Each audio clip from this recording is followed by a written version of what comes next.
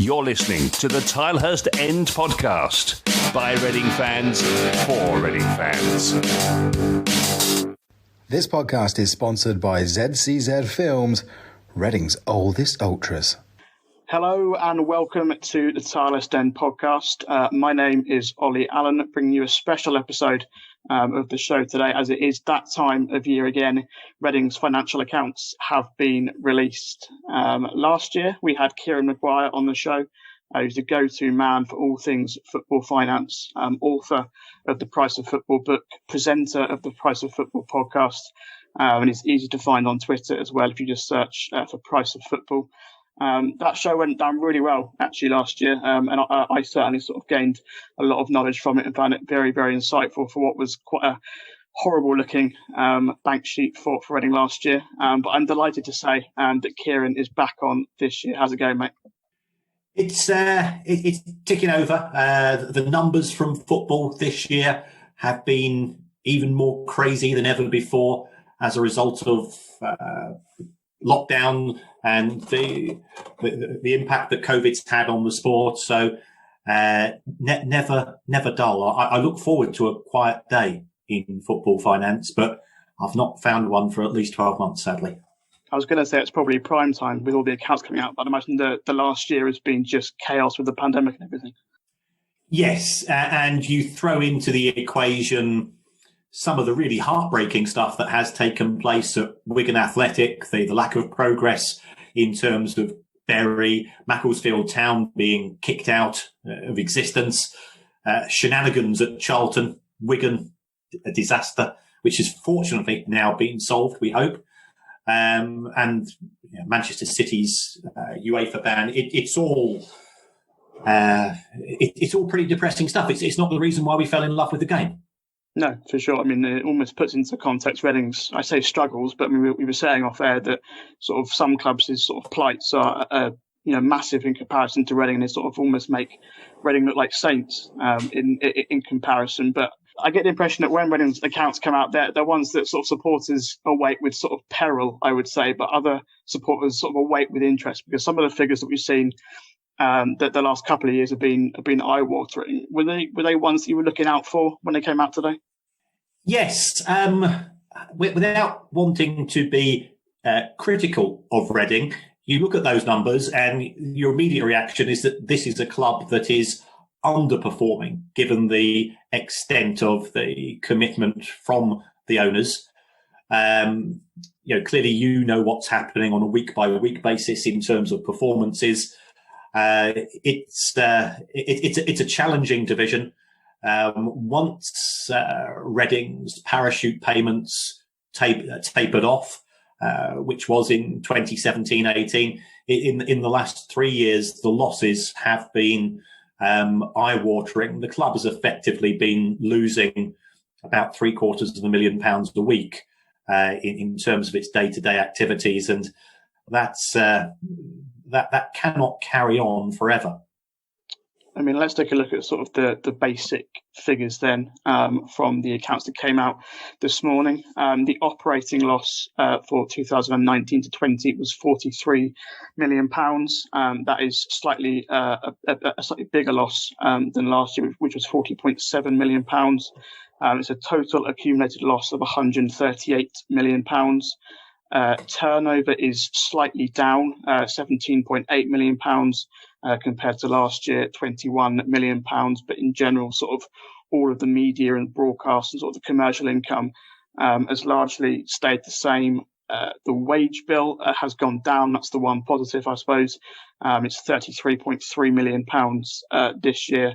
Last year it was £36.1 million. That's an awful lot of numbers, Kieran, and sort of for someone who is just sort of hearing all these numbers, me just sort of chucking them out, or possibly they've read them this morning. In the simplest terms, sort of what does this all mean?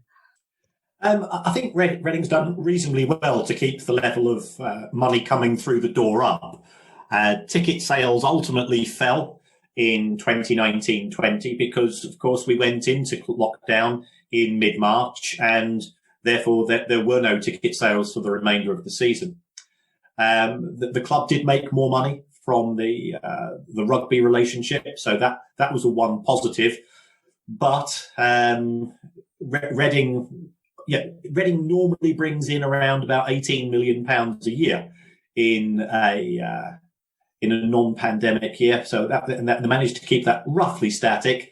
The problem is wages.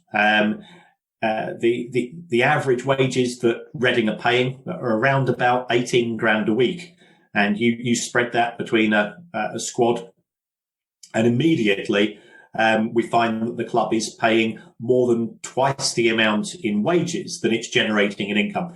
So before you stick the floodlights on and pay for the electricity, before the groundsman mows the grass and you have to stick petrol in his mower, the club's already lost a huge amount of money.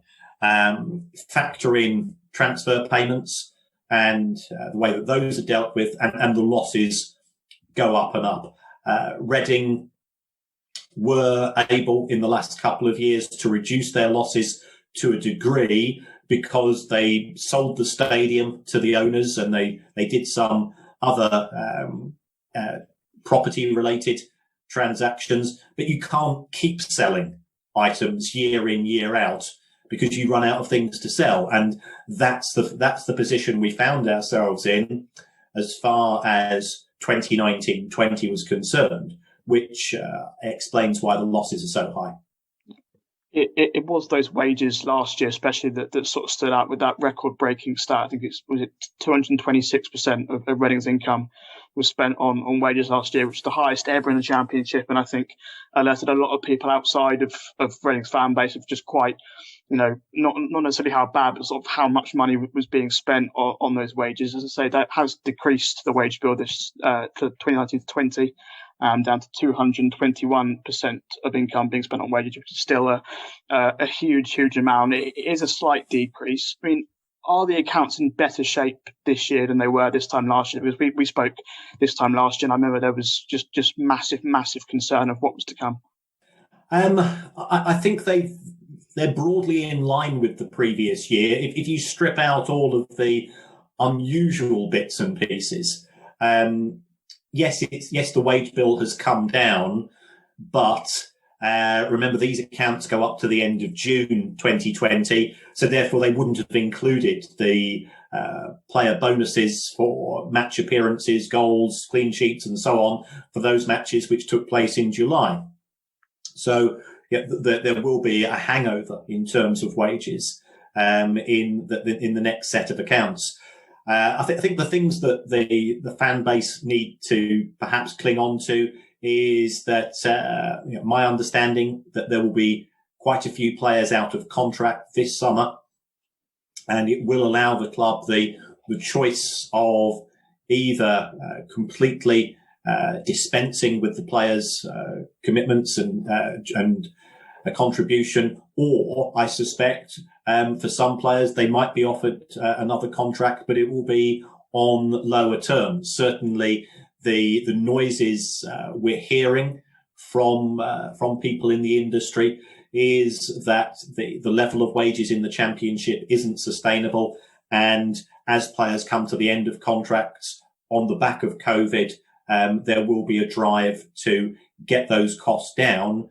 Now, the problem is that some clubs will be more committed to that than others, and we could end up very quickly in a year or two in another arms race, which is the problem that we've had in the Championship over the course of the last decade.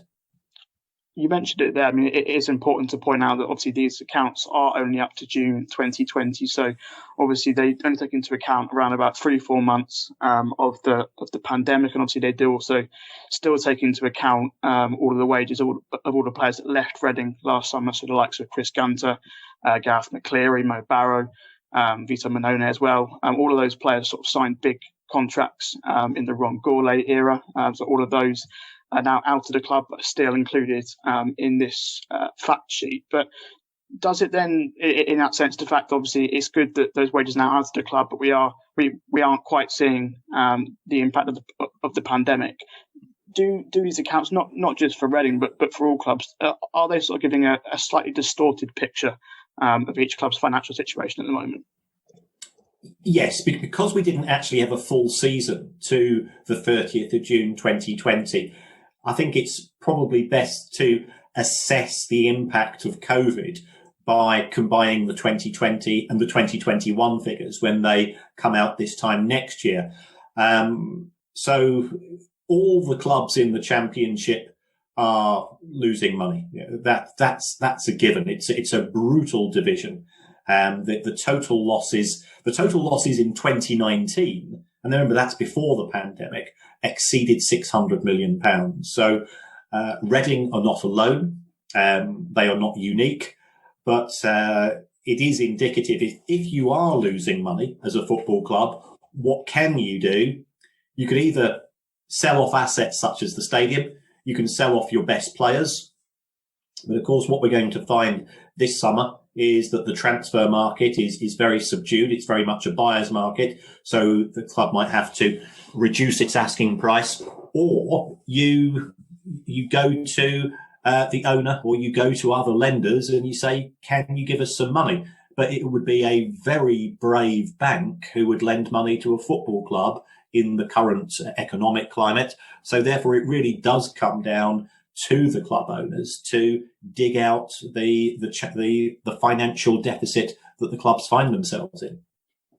Yeah, I mean, and that's, I think, particularly relevant with Reading, where Dai Yongge has had a massive impact, sort of pumping money into the club. I mean, it is worth it, as I say, you have to look at sort of the cost-cutting measures Reading have put in place over the last year or so that these accounts don't take into consideration. As I say, all of those players came off the wage bill last summer. About 13 or 14 first-team players and academy players left the club last summer. I think Ovie Ajari was the only player that money was spent on in the transfer window, and of course, no money at all was spent in January. Not even loan players. No one at all came in the January window at all. But yeah, let's get on to Dai Yongge then, because as I say, he's massively important in all of this. The accounts show the amount of money that he's pumped in to the football club. The accounts this year show that Reading borrowed nearly £38 million from the owners over the last financial year. And they also paid £1.5 million in rent for the stadium, which, as Kieran pointed out earlier, the owners own. They also own the training ground as well. Just how important then is Dai Yongge in all of this, Kieran? Because Reading obviously owe this money to him. When / how is that money paid back, or is there not too much emphasis being placed on that at the moment? There's no indication that he wants the money back. Debt is only a problem if you cannot service it.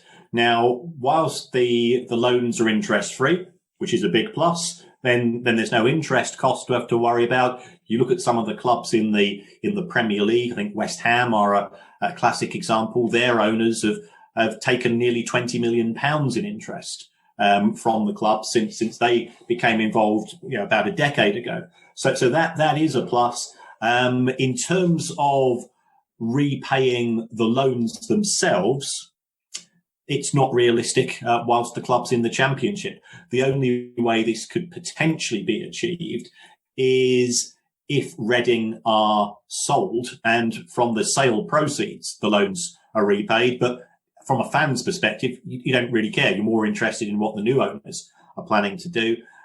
Even if Reading are promoted to the Premier League, we are seeing clubs within 12 months go from being profit-making to loss-making in the Premier League. I mean, I'm a Brighton fan. We made a small profit in our first year in the Premier League, and for the last 3 years, we've been losing money hand over fist. So it's not going to get any better in the Premier League. Should you get there, it's just going to be you're watching a different style of football, a different quality of player. But there's a high chance that the clubs will still be losing money. I mean, with Dai Yongge, then, is it sort of a case that Reading can, sort of carry on operating as they are, treading the line, very, very carefully indeed. But sort of, if as long as Dai Yongge sticks around, Reading should, I would hope, sort of touch wood, be okay. But the big sort of concern, I suppose, is if he does lose interest, that's when the club might be in trouble.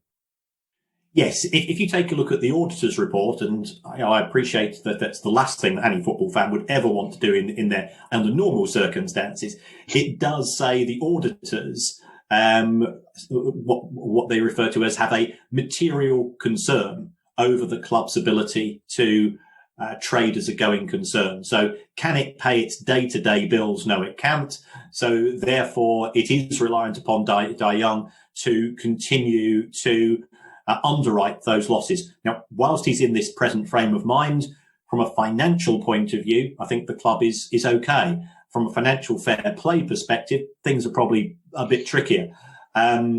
My concern would be if we take a look at other owners from the Far East. We know that the owners at West Brom have been trying to sell that club. We know that the owners at Southampton have been trying to sell that club.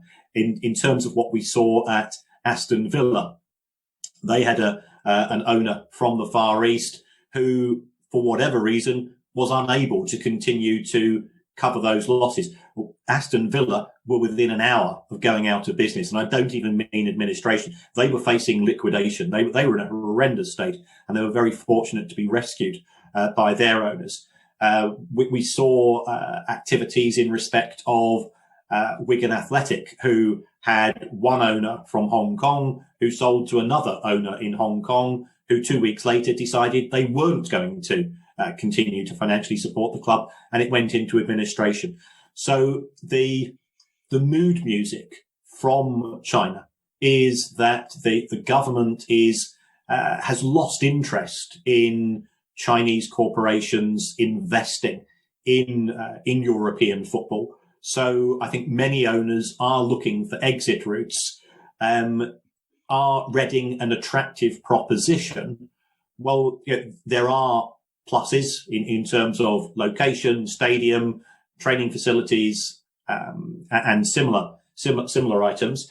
The negative is, would somebody be willing to pay off Dai Yongge's loans, which are they are over I think about £83 million, but they would actually be £100 million. What he actually did, he effectively wrote off £15 million worth of loans in the year by converting them into shares. So would somebody be willing to pay him off? I think there the club would be struggling.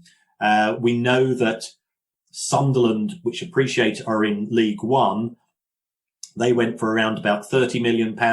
We've seen Ipswich go for 40. I think Derby, if the Derby deal goes through and there are lots of question marks over the nature of the potential of owners, Derby are probably going for around about 50. So under those circumstances, would Al Young be able to get his 80 million plus back? I think it would be a struggle. So would he be willing to write off some of the debt? I think that would be the key question to ask.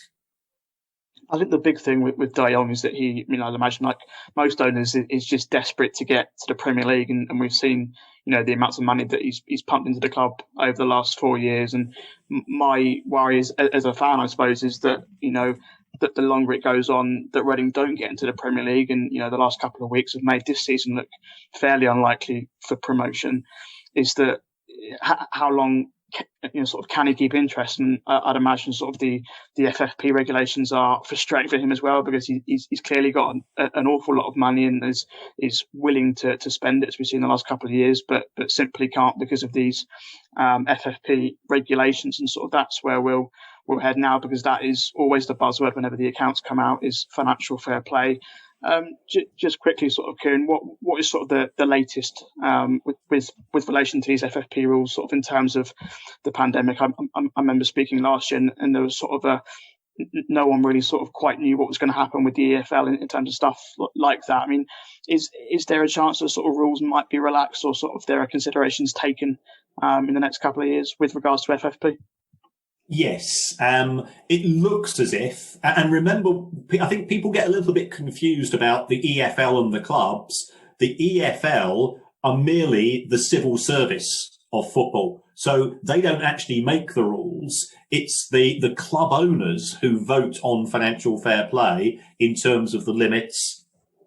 And it looks as if the position we are in is that 2020 and 2021 will be combined into a single assessment period. And what clubs will be able to do is that any money that they've lost as a result of COVID, so that would be match day income, potentially some TV income, potentially some advertising and hospitality income, and things of a similar nature, you can get an allowance for those. If you've incurred specific COVID costs, so for example, we've got testing costs.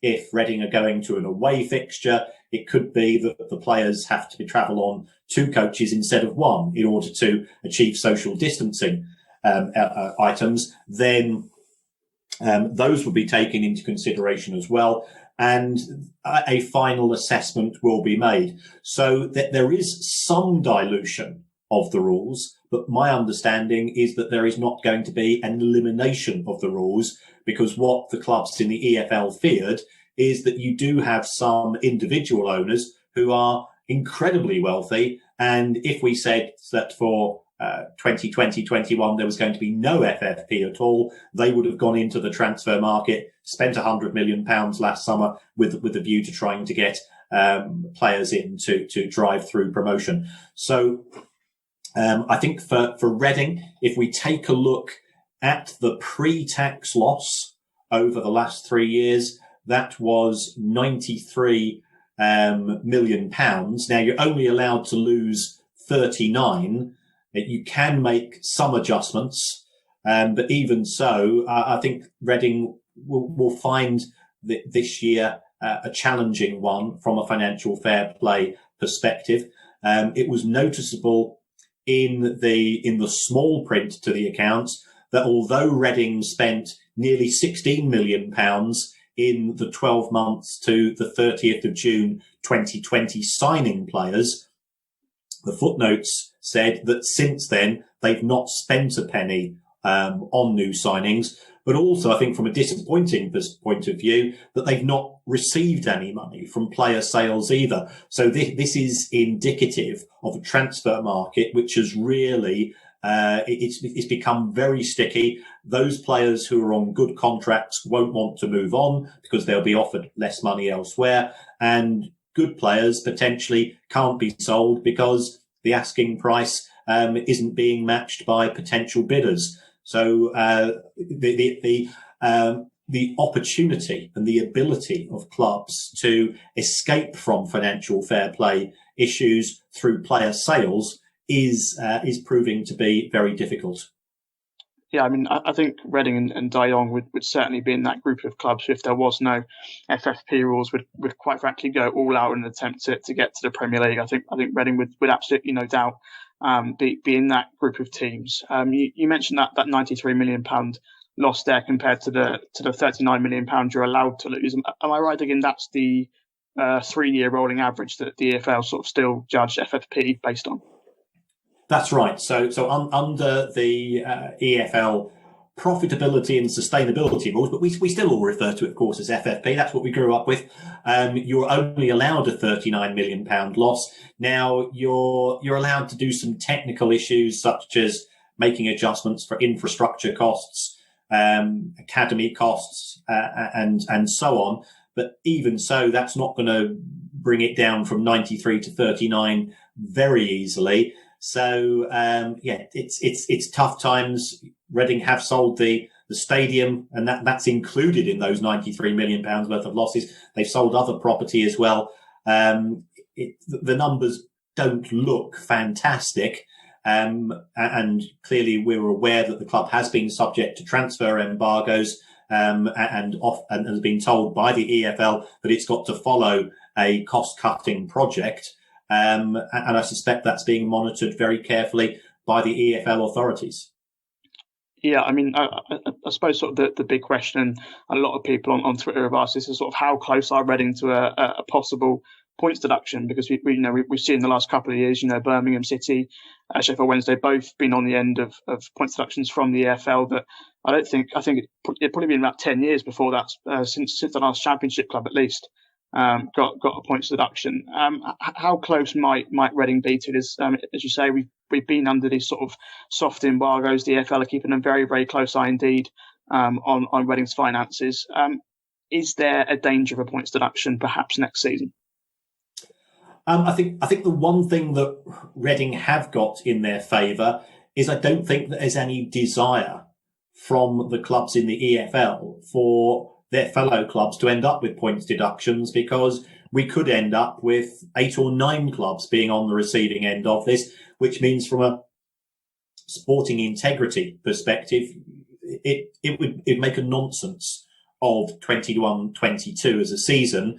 And ultimately, we go along to football, and football is an attractive proposition to broadcasters and everybody else that is connected with the game, with a view to having at the start of August a table which everybody starts on an equal and even keel. If you've got one club, as we did have with Sheffield Wednesday this season, being penalised, that's okay. If there are many clubs, it will simply make a mockery of football as a sport for next season.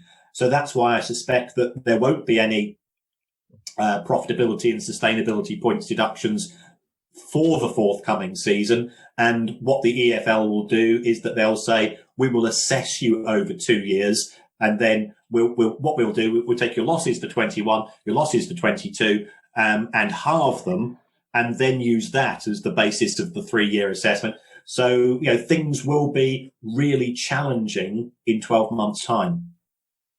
I mean, the fact that you're saying that possibly the 8 or 9 clubs, might be sort of eligible, if you like, for a points deduction, sort of suggests that this championship business model, is, as we've seen in the last couple of years, just becoming increasingly unsustainable, really. I mean, is it a case of clubs now sort of trying to balance that risk of that they are willing to sort of put so much money into the club and sort of spend an awful lot of money, sort of because the reward is so big, and sort of getting to the Premier League can be very financially lucrative. And we've had a question from Jordan Cotter, who says, are there any examples of established championship clubs with comparably low income that operate at a sustainable level of wage to income percentage, or is it sort of accepted that sort of clubs will always sort of struggle to get to an acceptable sort of percentage of income to wages?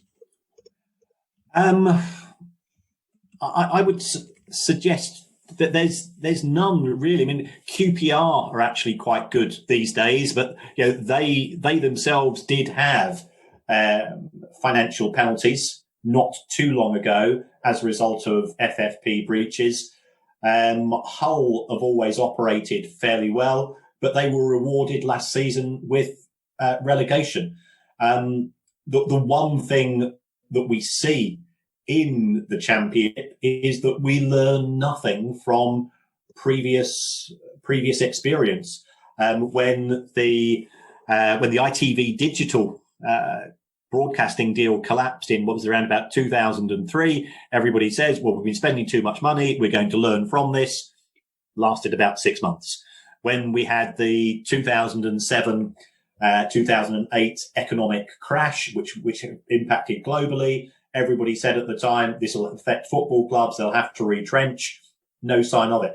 Football never learns when it comes to applying common sense in terms of its finances. And part of me likes that, because I as somebody that messes around with financial numbers all the time, I go to football to escape. And I take the view that the owners must presumably be paying these amounts of wages because they can afford to do so, and therefore on that basis, perhaps we're okay. If it was any other business, I'd be absolutely terrified. But because football club owners do not operate the clubs with the aim of maximising profits, their aim in the main is to achieve things on the field of play, then we will continue to sustain this level of losses. If we take a look at the last 8 years of the Championship, in 7 of those 8 years, wages exceeded revenue, and the 1 year that it didn't, it was 99%, which was as good as being there as you could expect to be.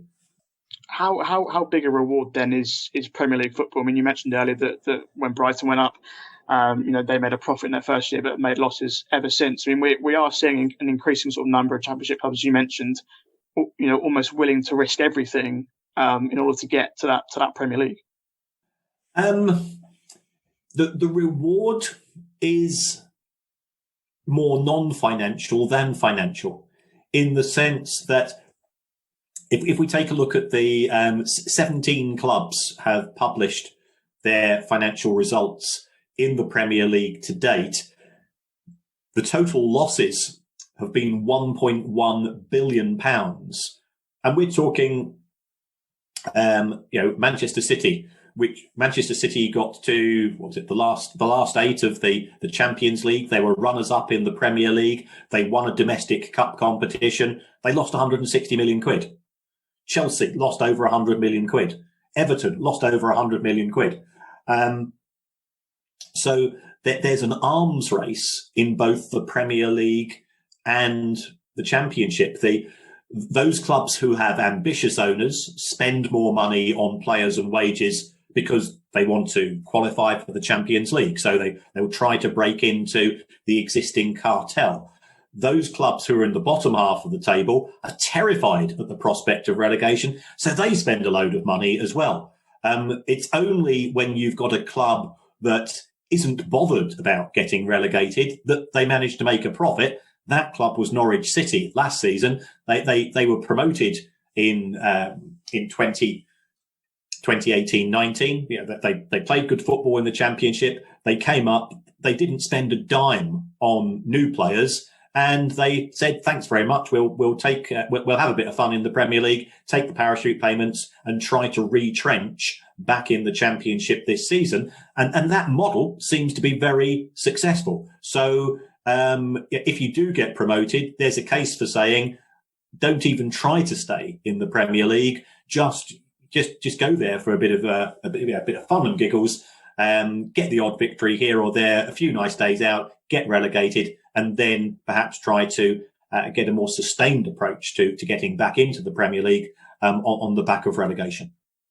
Yeah, I mean, I have to say, I am very jealous of the way that Norwich are run at the moment, and certainly, I think I'd always advocate. I think there'll always be people who say this team's not ready for the Premier League in sort of terms of that they're not good enough, and that claim sort of being lobbied at Reading the last couple of years in 2017 when we got to the playoff final, and this year as well, when sort of people have said if we go up we'll get battered every week. But I think for me you have to look at the basis, the financial basis it can give you, even if you come straight back down. And yeah, we might well see that again this season. But then let's look to the future then, which might be Reading getting into the Premier League, as I say, has looked increasingly, unfortunately, unlikely over the last couple of weeks. 5 points away from the playoffs now, with 5 games to play. Anything could still happen, of course, but let's presume that Reading don't get up to the Premier League this season, stay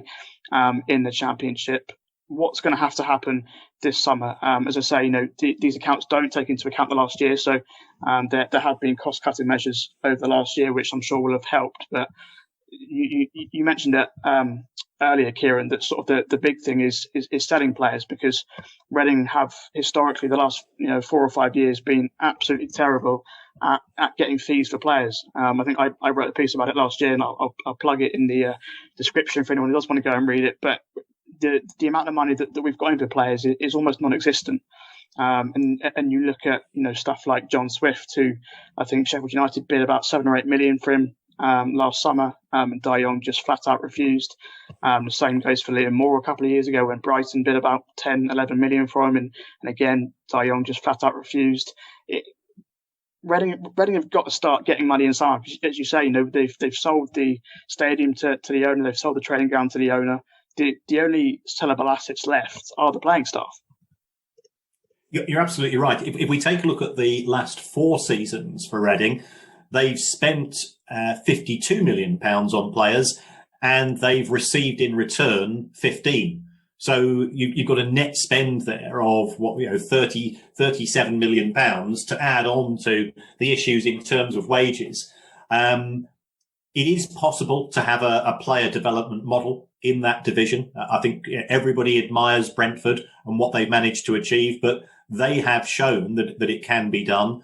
But sometimes you need the right people in the right positions at the club to allow that type of viewpoint of a football player as a commodity to be traded at a profit, to be part of the overall strategy of the club. And I don't think that's the case at Reading. No, absolutely not. As we've seen, the flat out refusal to sell John Swift, to sell Liam Moore, the Danny Loader example springs to mind as well, when he was set to move to Wolves, for probably about £3 or £4 million. But again, Dai Yongge pulled the plug and he ended up leaving on a free transfer the following summer. And yeah, again, I mentioned Brentford in that article, that sort of their model. I'm very, very jealous of it, because yes, they sell players every summer, but they always seem to bring in excellent players. They sold Ollie Watkins last summer. They bring in Ivan Toney, and it's a like-for-like replacement. So, if we can try and replicate that sort of model, but again, I think with Dai Yongge in charge, that might seem unlikely. This summer, you did mention it earlier that hopefully we'll see some big earners go out the way. Go out of the club. Sorry, Sam Baldock and Sonny Luca, both of their contracts are up this summer. They were both signed on big wages under Ron Gourlay. But am I right digging? Sorry, that probably wouldn't show up until 2 years' time, because they won't show up until the accounts at the end of 2022. That's correct. Absolutely spot on. Yeah. So again, we'll have to wait a couple of years to see the full impact again of sort of what happens with Reading's accounts in that sense. The future of FFP, then we've spoken about it a lot, and as I say, that it is the buzzword. We've got these profit and sustainability rules, but again, the buzzword is FFP. We've seen the last couple of weeks the news that UEFA are set to get rid of their FFP rules. Could similar happen in the EFL? Yep, all that it requires is 16 votes, because the FFP, the EFL is ultimately a members' club. So if the members vote to change and to achieve that, you need a 2/3 majority. You're looking at 16 clubs in the Championship, and remember, 6 clubs in the Championship change every season. So just because owners voted against it in 2021, it could be that by the time we get to autumn, they might realise that we do need a different model. We've certainly seen noises from clubs such as Stoke City, who, of course, they are funded by Bet365, saying, why can't we spend as much money as we want? We could do in any other business. They don't see the logic behind it. The reason why financial fair play was introduced in the first place was to try to reduce the excessive spending in terms of talent, because football is a talent industry, in terms of wages and player signings. The frightening thought is that we've got this level of losses with FFP. What would the losses be like without it? Even I, who enjoys a number with lots of zeros following it, would be quite scared. Yeah, I mean, look, as I say, Reading would certainly be one of those clubs if the rules were scrapped to go all out. But I think you have to say that those rules are there for a reason. They are there to save clubs, I'd imagine. And that we've spoken about the possibility of a points deduction and stuff like that. And just sort of to wrap it up, it is clear that these accounts again show Reading in a very precarious position. And as I say, we'll have to. Every year now we'll have to keep a close eye on sort of the numbers coming in, and hopefully, sort of the club do carry on with these cost-cutting measures. Again, I'm not too sure the likelihood of that is with Dai Yongge, if he's got the right people around him. He needs to realise, I suppose, that the club can't carry on operating as it is. And as I say, hopefully the wages carry on going down. The last year has been, for me, very, very promising in terms of transfer activity. As I say, Ovie Ejaria, the only one who came in for a transfer fee, and we've seen the success that free agents can have. Josh Laurent is a contender for player of the season. He was signed on a free transfer. So if we can dig out more gems like that, then hopefully the future might begin to look a little bit brighter than it has done the last couple of years financially. But Kieran, thank you very much for joining me this year. Your insight has been invaluable as always. Thanks very much for the invite, Ollie, and everybody stay safe. And as a Brighton fan, I'm sorry things haven't worked out with Sam Baldock. He was really good for us. That's all I can say. I think he's probably about 33 years old now. I think he's lost all of his pace, which I think he always used to rely on pretty much. But I remember him scoring against us in the season you went up, I think. Yeah, and then he's not even had a shot this season. Probably he comes off the bench for the final 5 minutes or so. And I mean, but I think to be fair, against Watford, he did a better job than Lucas João did in half an hour. So there we are. Yes, Mark will be back with the main podcast after the Cardiff game, a huge game again for Reading, as we say. Promotion to the Premier League is looking increasingly unlikely, but this game on Friday against Cardiff, a huge affair. Reading 5 points outside of the top six with 5 games to go. We host Cardiff City on Friday night. As I say, Mark will be back with a podcast after that, looking back on win, loss or draw. But until then, stay safe and come on you Oz. For all the latest Reading news, analysis and opinion, visit the website at thetilehurstend.com. This podcast is sponsored by ZCZ Films, Reading's oldest ultras.